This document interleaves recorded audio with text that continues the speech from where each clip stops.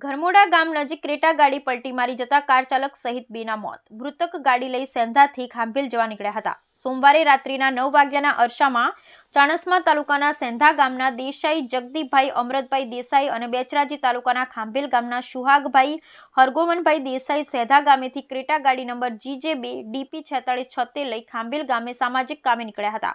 જેઓ ધરમોડા ગામ નજીક આવતા અગમ્ય કારણોસર કાર ચાલક સ્ટીરિંગ પરનો કાબુ ગુમાવતા જોરદાર ધડાકા સાથે ગાડી પલટી મારી જતા ગાડીનો કચ્ચર ઘાણ વળી જવા પામ્યો. અકસ્માતની જાણ આજુબાજુના લોકોને થતા ગાડીમાં ઈજાગ્રસ્ત બંને ઈસમોને બહાર કાઢ્યા, પરંતુ ગંભીર ઈજાઓને કારણે ગાડીમાં સવાર બંને વ્યક્તિઓનું કરુણ મોત નીપજ્યું. અકસ્માતની જાણ ચાણસ્મા પોલીસને કરાતા ચાણસ્મા પોલીસે ઘટના સ્થળે દોડી આવી બંને લાશોને પીએમ માટે ચાણસ્મા રેફરલ હોસ્પિટલ ખાતે મોકલી આપી હતી.